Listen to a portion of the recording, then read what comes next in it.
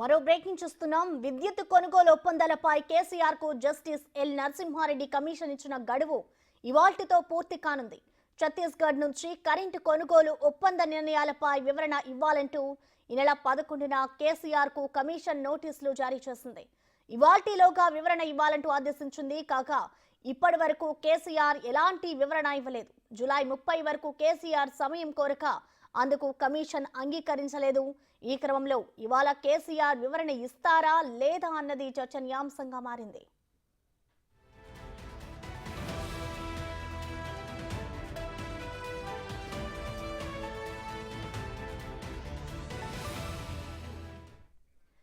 ఇవాల్టిలోగా కేసీఆర్ నుంచి సమాధానం రాకపోతే కమిషన్ ఏ విధంగా స్పందిస్తుందన్నది ఆసక్తికరంగా మారింది. వివరణకు సమయం పొడిగిస్తుందా లేదా చర్యలు తీసుకుంటుందా, మరోసారి నోటీసులు జారీ చేస్తుందా అన్నది ఉత్కంఠగా మారింది. బీఆర్ఎస్ ప్రభుత్వ హయాంలో విద్యుత్ కొనుగోళ్లలో అవకతవకలు జరిగాయని పేర్కొంటూ తెలంగాణ ప్రభుత్వం జస్టిస్ నరసింహారెడ్డి నేతృత్వంలో న్యాయ కమిషన్ను నియమించింది. ఈ క్రమంలో బీఆర్ఎస్ హయాంలో పనిచేసిన కొందరు అధికారులను విచారణకు పిలిచి పలు కీలక అంశాలపై ప్రశ్నించారు. అరవింద్ కుమార్ గారు ఒక లెటర్ నవంబర్ ఎండింగ్ ఆఫ్ 2016లో ఒక డీటెయిల్ లెటర్ రాసినారు. ఎవరికి? మన రెగ్యులేటరీ కమిషన్. ఇప్పుడు మనం పవర్ పర్చేజ్ అగ్రిమెంట్ ఛత్తీస్గఢ్తో చేసిన తర్వాత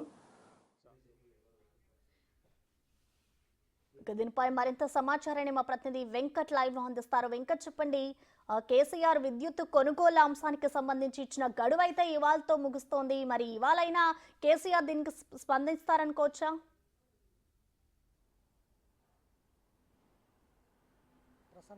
ఛత్తీస్గఢ్కి సంబంధించిన విద్యుత్ కొనుగోలు అంశంలో విచారణ కొనసాగుతూ ఉంది. ఎల్ నరసింహారెడ్డి నేతృత్వంలో కమిటీ ఇప్పటికే గత 40 రోజుల పై నుంచి కూడా విచారణ కొనసాగిస్తుంది. ఇక ఇప్పటికే విద్యుత్కు సంబంధించిన శాఖలకు సంబంధించిన అధికారులు దాదాపు 30-35 మంది పైననే విచారణ కొనసాగించింది కమిషను. ఇక తాజాగా పొలిటికల్ యాంగిల్లో కూడా గత ప్రభుత్వంలో ఉన్నటువంటి మాజీ ముఖ్యమంత్రి కేసీఆర్ కూడా నోటీసులు ఇచ్చింది. ఇక విద్యుత్ శాఖ మంత్రిగా గత కేసీఆర్ పాలనలో ఉన్నటువంటి జగదీశ్వర్ రెడ్డి ప్రమేయం అందులో లేదనేది కమిషన్ భావిస్తూ ఉంది. అందులో భాగంగానే కేసీఆర్కి ఇవాళ చివరి గడువు ముగిసిందని చెప్పుకోవచ్చు. ఇవాళే చివరి రోజు. ఆయన కమిషన్ ఇచ్చినటువంటి ఏదైతే కొన్ని అంశాలు పైన ఆయన స్పందిస్తారా లేదా అనేదైతే కొంత సస్పెన్స్గా ఉంది. ఇక ఈ నెల చివరి వరకు గడువు కావాలని ఇప్పటికే కేసీఆర్ కోరినట్టుగా కూడా కమిషన్ చెప్తా ఉంది. కానీ ఈ నెల 15 వరకే మీరు అభిప్రాయాన్ని చెప్పాలి కమిషన్కి. ప్రధానంగా ఛత్తీస్గఢ్ విద్యుత్ కొనుగోలు అంశంలో మీ పాత్ర ఏంటి అనేది స్పష్టంగా వివరణ ఇవ్వాలనేది కమిషన్ చెప్తుంది. ఇప్పటికే దాదాపు ఒక 25 నుంచి 30 మంది అధికారులను విచారించింది. వారితో అఫిడవిట్ల రూపంలో ఇప్పటికే అంత వివరాలు సేకరించింది.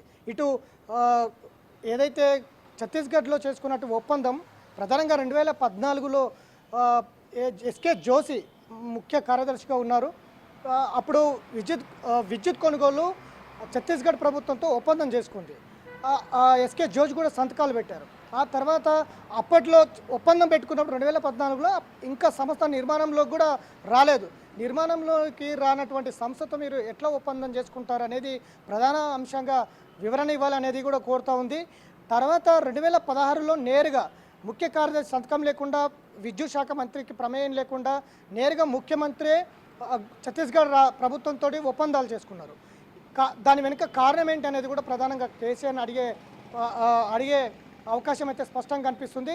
దాంతోపాటు 2 రాష్ట్ర ప్రభుత్వాలు విద్యుత్ కొనుగోలు ఒప్పందం చేసుకున్నప్పుడు సర్వాధికారాలు కేంద్ర విద్యుత్ నియంత్రణ మండలికి సర్వాధికారాలు ఇవ్వాలి. కానీ అందుకు భిన్నంగా ఛత్తీస్గఢ్ రాష్ట్ర ప్రభుత్వానికి ఇచ్చింది. అంటే ఛత్తీస్గఢ్ విద్యుత్ నియంత్రణ మండలికి మాత్రం సర్వాధికారాలకు ఇచ్చింది.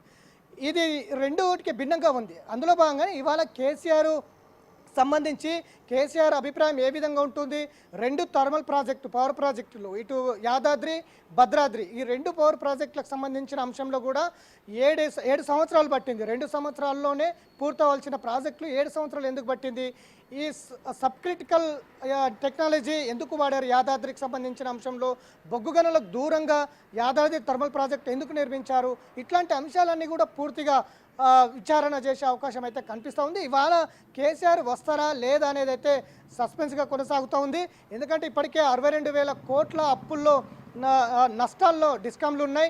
82,000 కోట్ల అప్పుల్లో విద్యుత్ రంగం మొత్తం కూడా అప్పుల్లో ఉన్నటువంటి నేపథ్యంలో పూర్తిగా ఆర్థికపరమైన అంశాల మీద దృష్టి పెట్టింది కమిషన్. అందులో భాగంగానే ఇప్పటివరకు అధికారులతో మొత్తం డేటా సేకరించింది.